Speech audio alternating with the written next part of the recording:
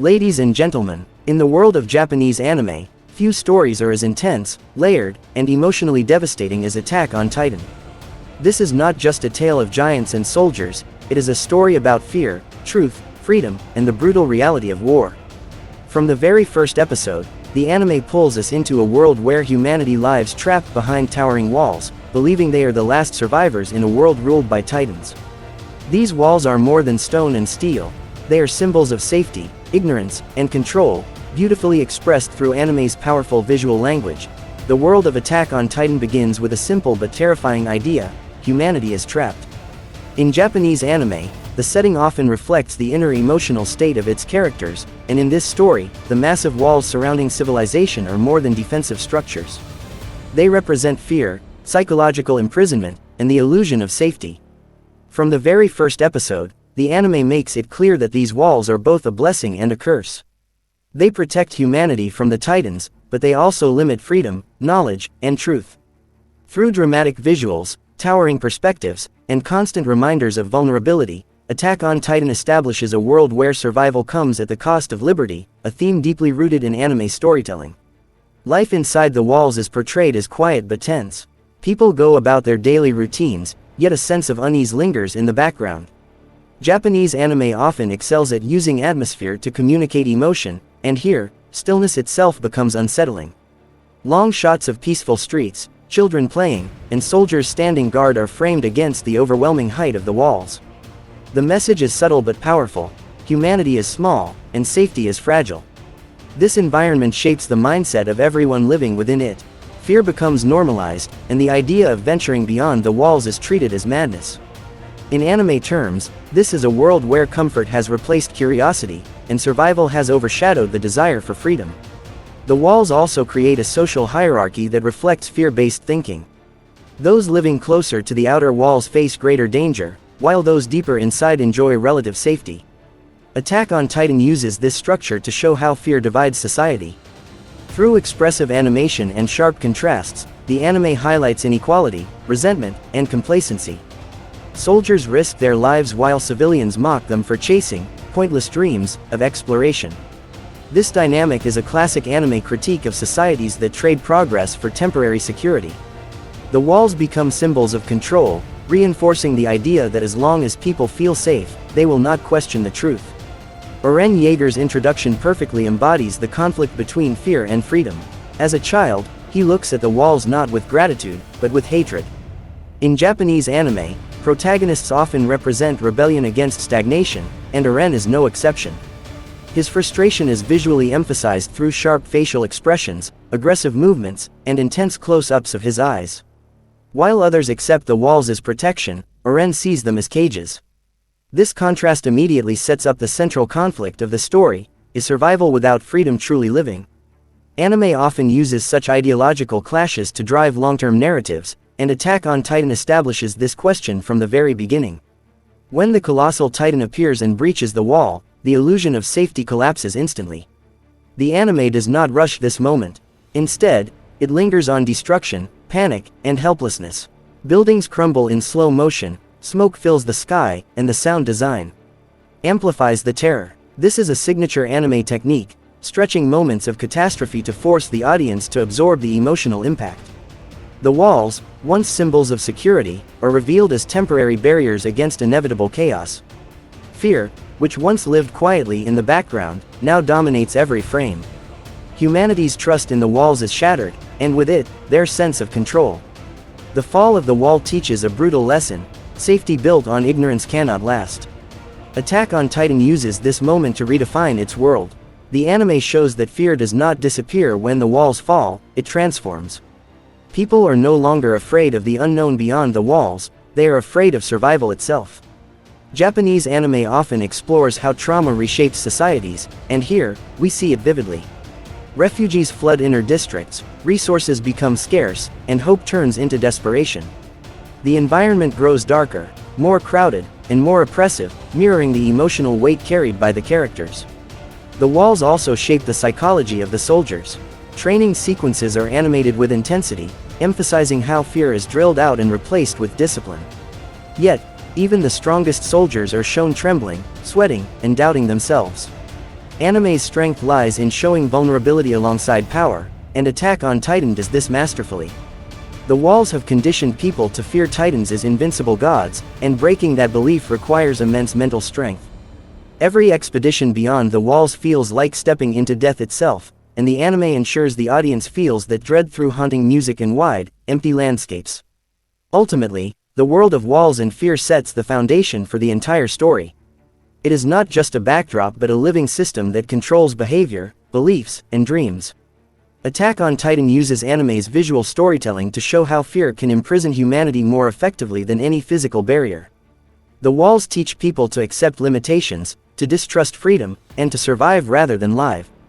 By establishing this world so vividly, the anime prepares the audience for the deeper truths that will later be revealed, that the greatest prisons are not built of stone, but of fear, ignorance, and the lies we tell ourselves to feel safe. As Attack on Titan moves forward, the story shifts from simple survival to a far more disturbing revelation. The Titans are not just monsters, and the truth behind them changes everything. In Japanese anime, major narrative turns are often built on mystery, slow reveals, and emotional shock, and this series uses the technique masterfully.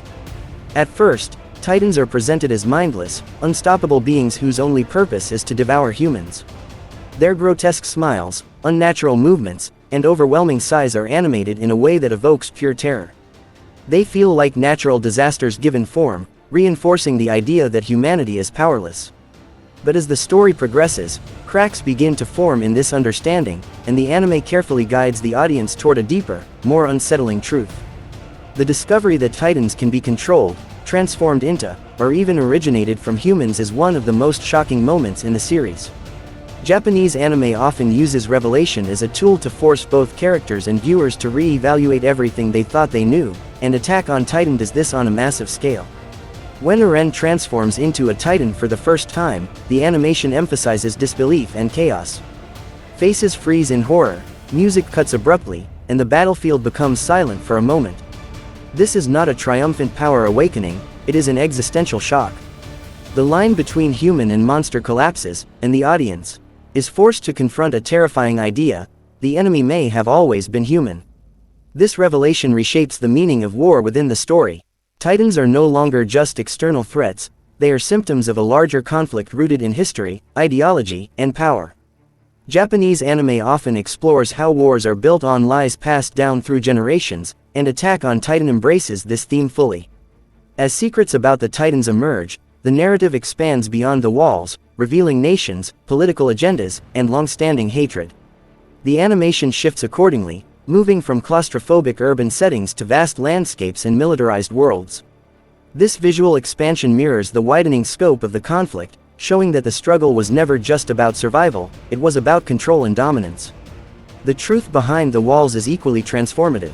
What once appeared to be humanity's last defense is revealed to be part of a much larger system of oppression and manipulation. In anime storytelling, walls often symbolize protection, but they can also represent isolation and ignorance. Attack on Titan uses this symbolism to expose how knowledge itself has been restricted. Characters react to these truths with shock, anger, and despair, all conveyed through expressive animation and emotionally charged silence. The realization that history has been altered and memories manipulated adds a psychological layer to the war, making the conflict deeply personal for every character involved. Eren's transformation is central to this keynote. As he learns the truth, his motivations evolve from revenge to something far more complex. Japanese anime frequently portrays protagonists who are broken by knowledge, and Eren embodies this perfectly.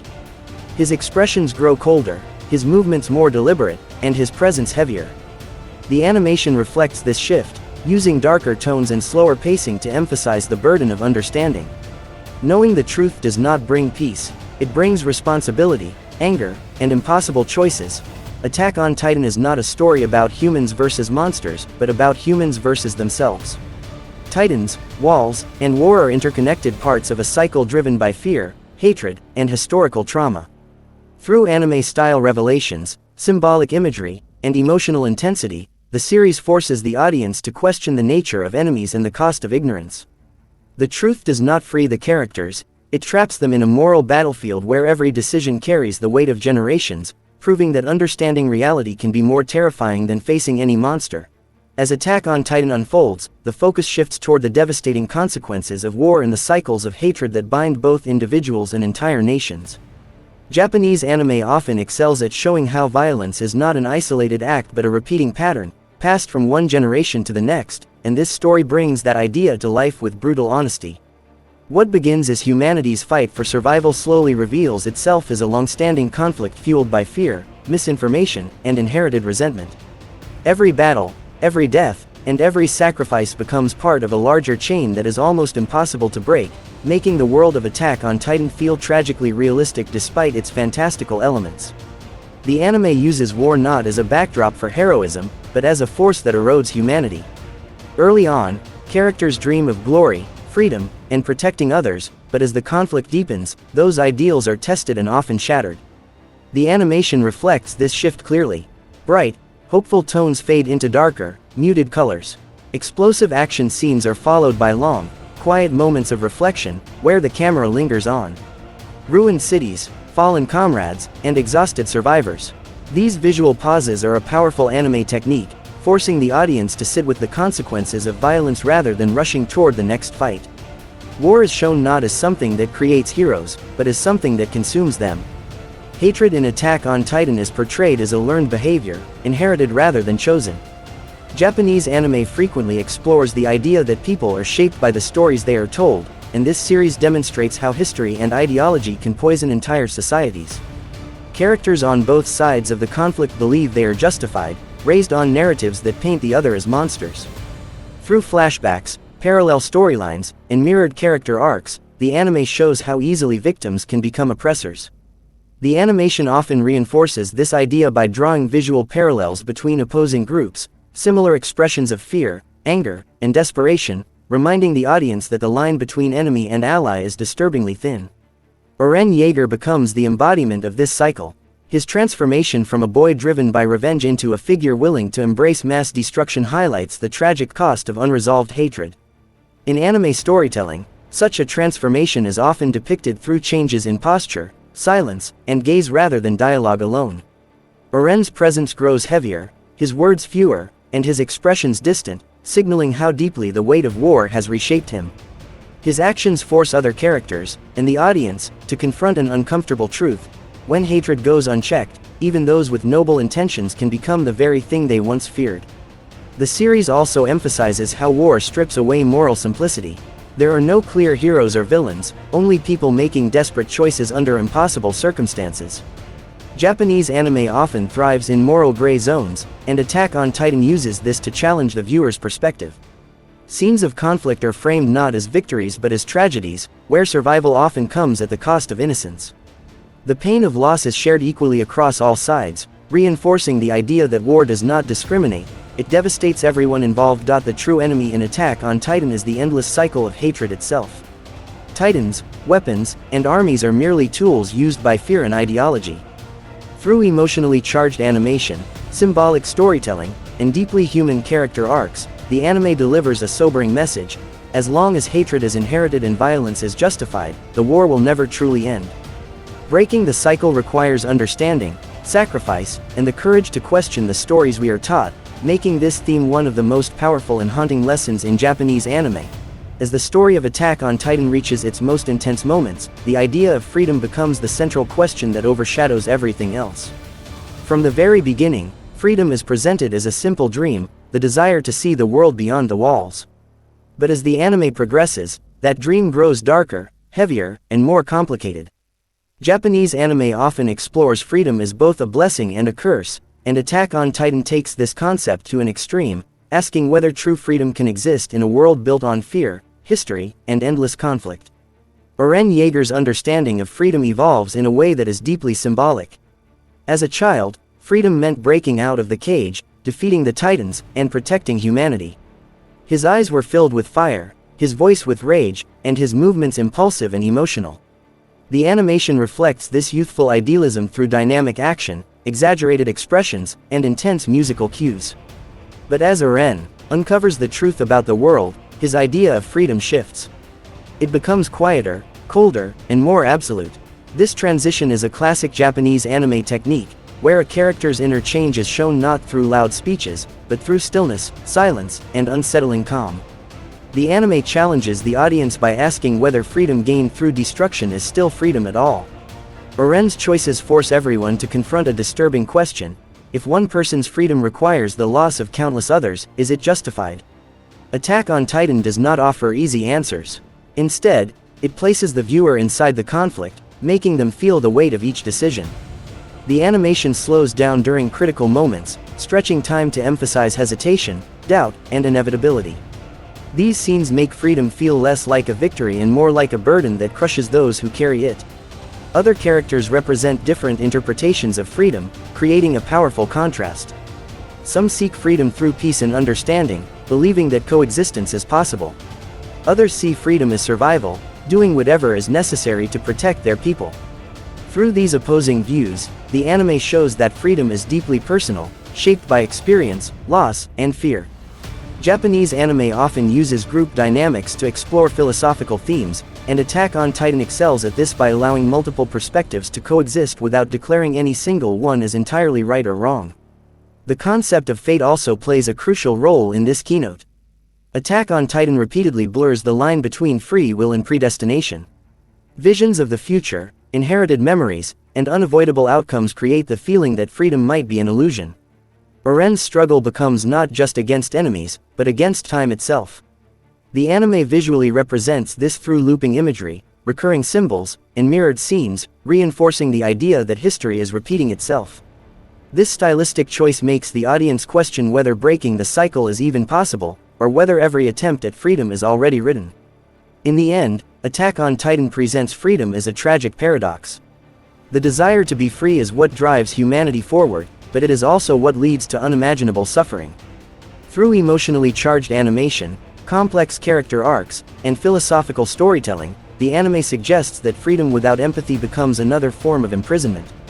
True freedom may not lie in domination or escape, but in understanding the cost of our choices. This haunting message lingers long after the final episode, making Attack on Titan not just a story about titans and war, but a deeply human exploration of what it truly means to be free.